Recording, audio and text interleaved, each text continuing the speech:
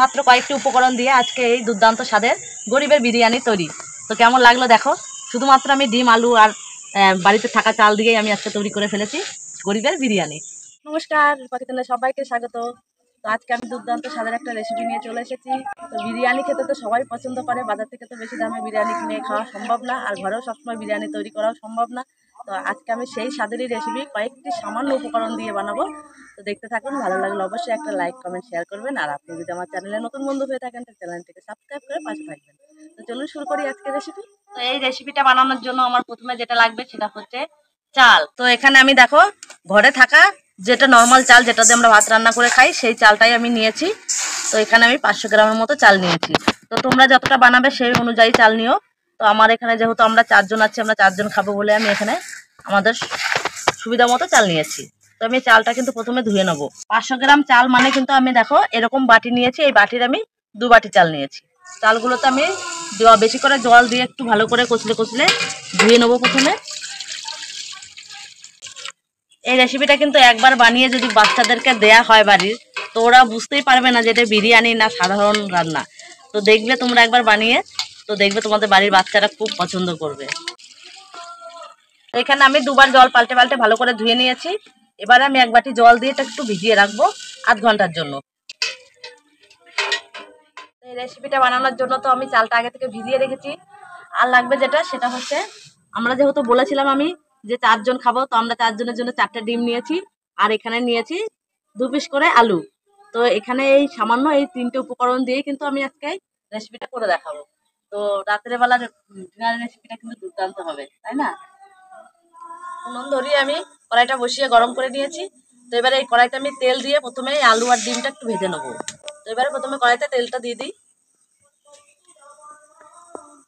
আমি এখানে সর্ষের তেল দিয়ে রান্না করছি। এবারে তেলের ভেতরে দিয়ে দেবো আমি 1 চামচ হলুদ গুঁড়ো। এখানে কিন্তু লবণটা আগেই দেবো না, লবণটা পরে দেবো, কারণ আগে দিলে কিন্তু আলু ডিম দুটোই কিন্তু ফুটবে। প্রথমে আমি আলুটা একটু ভেজে নিই, তারপরে ডিমটা ভাজবো। এবারে আলুর ভেতরে আমি 1 চামচের মতো লবণ দিয়ে দেবো। আলুটা একটু লাল লাল করে ভেজে নেবো। আলুটা দেখো আমার লাল লাল করে আমি ভেজে নিয়েছি। তো এবারে আমি আলুটা এই থালাটার মধ্যে তুলে নেবো। এবারে এই তেলের মধ্যে কিন্তু আমি ডিমগুলো ভেজে নেবো। তো দেখো আমি ডিমগুলো কিন্তু সেদ্ধ করার পরে একটু কেটে নিয়েছি যাতে না ফাটে। তো ফাটলে কিন্তু হাতে মুখে লাগতে পারে। ডিম দিয়ে কিন্তু আমি খুন্তি দেবো না, তো আমি এমনি করে কড়াইটা ধরে একটু নাড়িয়ে নেবো। এবার দেখো ডিমটাও আমার ভাজা হয়ে গেছে। তো এবার ডিমগুলো আমি তুলে নেবো।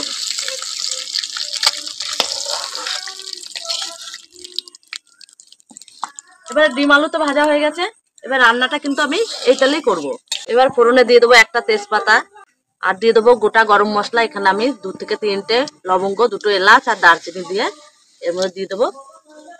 এবার একটুখানি ভাজাটা জাস্ট একটুখানি ভেজে নেবো 2 সেকেন্ডের মতো, জাস্ট একটু সুন্দর গন্ধ আসার জন্য। দেখো ভাজা হয়ে গেছে, সুন্দর একটা গন্ধ চলে এসছে। তো এখানে দিয়ে দেবো 1/2 চামচ গোটা জিরে। গোটা জিরেটা দিয়েও আমি একটু নাড়ি চাড়ি ভালো করে ভেজে নেবো।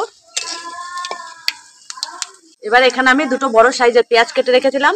তো এবার পেঁয়াজ কুচিটা দিয়ে দেবো এর মধ্যে। পেঁয়াজটা একটু ভালো করে ভেজে নেবো। পেঁয়াজটা নরম হওয়ার জন্য আমি এখানে দিয়ে দেবো 1/2 চামচ লবণ।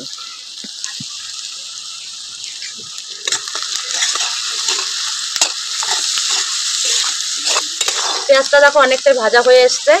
তো এবারে এর মধ্যে আমি দিয়ে দেবো 5 থেকে 6টা কাঁচা লঙ্কা চিড়ে রেখেছিলাম, সেই চেরা কাঁচা লঙ্কাটা দিয়ে দেবো।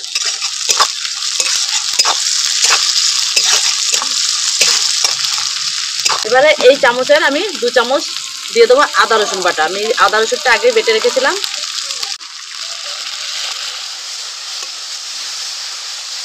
আদা রসুনের গন্ধটা চলে গেছে। তো এর মধ্যে আমি গুঁড়ো মশলাগুলো দিয়ে দেবো। তো প্রথমে আমি 1 চামচ দেবো হলুদ গুঁড়ো। এই সময় কিন্তু জালটা খুব আস্তে রাখতে হবে, মানে খুব লোতে রাখতে হবে। দিয়ে দেবো ছোট চামচের 1 চামচ লঙ্কা গুঁড়ো, আর দিয়ে দেবো ওই একই চামচের 2 চামচ জিরে ধনের গুঁড়ো। এবার একটু ভালো করে মিশিয়ে নেবো। মিশিয়ে নেওয়ার পর এবারে আমি বড় সাইজের একটা টমেটো কুচি করে কেটে রেখেছিলাম, তো এটা এবার দিয়ে দেবো। এই পোলাওটা সুন্দর রং আসার জন্য আমি দিয়ে দেবো এখানে 1 চামচ চিনি। তো চিনিটা অপশনাল, তোমরা দিতেও পারো নাও পারো। দিয়ে দেবো 1/2 চামচ লাল লঙ্কার গুঁড়ো। এবারে এই মশলাটা যাতে পুড়ে না যায় তার জন্য আমি দিয়ে দেবো চারদিক থেকে অল্প করে জল। এবারে এই মশলাটার ভেতরে আমি দিয়ে দেবো অল্প করে ধনেপাতা কুচি। ধনেপাতা কুচিটা দিলে কিন্তু এর গন্ধটা সুন্দর হয়। এবারে কয়েক সেকেন্ডের জন্য আমি এটা ভালোভাবে একটু নাড়িয়ে চাড়িয়ে একটু রান্না করে নেবো মশলাটা। তো দেখো মশলাটা আমার সুন্দর রান্না হয়ে গেছে। এবারে আমি যে 2 বাটি চাল ভিজিয়ে রেখেছিলাম সেই চালটা আমি জল ছেঁকে এবার দিয়ে দেবো এর মধ্যে।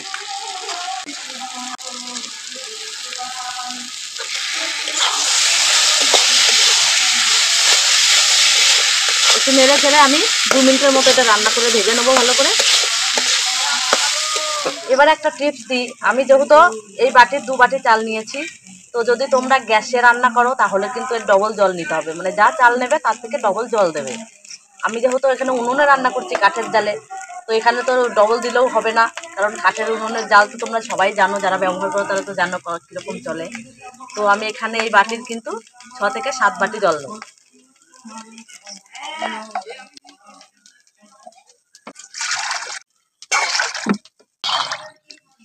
তো এখানে দেখো আমি 5 থেকে 6 বাটি জল নিয়েছি, তার জন্য কিন্তু আমার এই বাটিটা পুরো ভর্তি হয়ে গেছে। আর এদিকে কিন্তু আমার চালটাও সুন্দর ভাজা হয়ে গেছে। তো এবারে আমি ওই জলটা দিয়ে দেবো। তো এখানে আমার পুরো জলটাই আমি প্রথমে দেবো। দেখো আমি পুরো জলটা দিয়েছি। আমার জলের মাত্রাটা এরকম হয়েছে, কারণ যেহেতু এখানে এটা এখনো চাল আছে পুরোপুরি, তো এটা ফুটতে সময় লাগবে, একটু জলটা বেশি দিলাম ওই জন্য। তো এবার আমি এই ভাতটা কিন্তু 10 মিনিট হাই হিটে জাল দিয়ে নেবো। তো তারপরে আমি ডিম আলু এগুলো সব দেবো। তো প্রথমে এখানে ঢাকা দিয়ে আমি 10 মিনিট জাল করে নিই ভালোভাবে। তো 10 মিনিট আমি হাই হিটে জাল করে নিয়েছি। এবার ঢাকনাটা খুলে নেব। এবারে আমি যে আলুগুলো ভেজে রেখেছিলাম সেই আলুগুলো দিয়ে দেবো। আলুগুলো সিদ্ধ হতে একটু সময় লাগবে, ওই জন্য আলুগুলো আগিয়ে দিলাম, কিন্তু ডিমগুলো আমি এখনই দেবো না, ডিমগুলো আরও পরে দেবো। এত আগে দিলে কিন্তু ডিমগুলো ভেঙে যেতে পারে, তখন খেতে কিন্তু ভালো লাগবে না একদমই। এবার আমি 1/2 চামচের মতো আবার একটু লবণ দিয়ে দেবো। এবারে আমি কিন্তু মিডিয়াম আঁচে 20 মিনিটের মতো আবার জাল করে নেবো। এবার আমি 15 মিনিটের মতো জাল করে নিয়েছি। এবার আমি ঢাকনাটা খুলে ডিমটা দিয়ে দেবো। তো দেখো আমার জলটা এরকম আছে। তো এবারে আমি কিন্তু ঢাকা দিয়ে মিডিয়াম আঁচে কিন্তু আমার পুরো ভাতটাই হয়ে যাবে। এবারে আবারও একটু ঢাকা দিয়ে দেবো।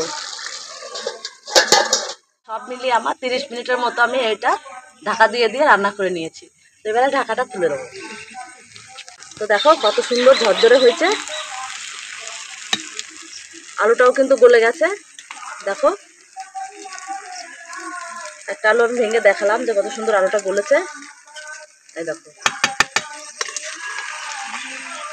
এবারে এর মধ্যে সবশেষে আমি কিছু অ্যাড করব, যেটা হচ্ছে প্রথমে আমি দিয়ে দেবো এখানে ধনেপাতা কুচি। তো এখানে বাজারে কিন্তু ধনেপাতার খুব অভাব, তো আমি এরকমই ধনেপাতা জোগাড় করতে পেরেছি। সেই ধনেপাতা কটা দিয়ে দেবো। তো ধনেপাতায় কিন্তু সব রান্নারই টেস্ট বাড়ায়। আর দিয়ে দেবো আমি 1/2 চামচের মতো গরম মশলার গুঁড়ো। আর সবশেষে দিয়ে দেবো এই চামচেরই 2 চামচ ঘি।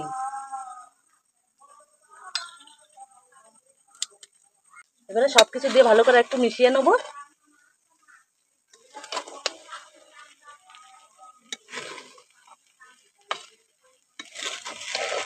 দেখো ভালো করে মিশিয়ে নিয়েছি। মিশিয়ে নিয়ে কিন্তু আমি এবারে এটাকে নামাবো না, আমি আরো 2 থেকে 3 মিনিট ঢাকা দিয়ে রেখে দেবো। এভাবে 2 মিনিট ঢাকা দিয়ে রেখে দিয়েছিলাম। এবারে ঢাকাটা খুলে দেখে নেবো। তো দেখাচ্ছি, দেখো ভাতটা কত সুন্দর হয়েছে। দেখে নিশ্চয়ই বুঝতে পারছো যে ভাতটা কিন্তু একবারে যেরকম জল দিয়েছি সেই পরিমাণে কিন্তু ভাতটা হয়েছে।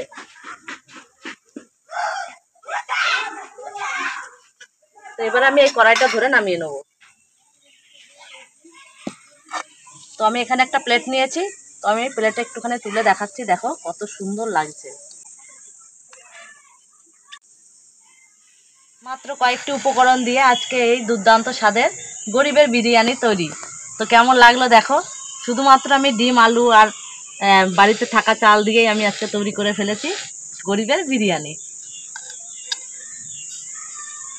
আজকের রেসিপিটা যদি ভালো লাগে অবশ্যই লাইক কমেন্ট শেয়ার আর সাবস্ক্রাইব করবেন প্লিজ প্লিজ প্লিজ। টাটা।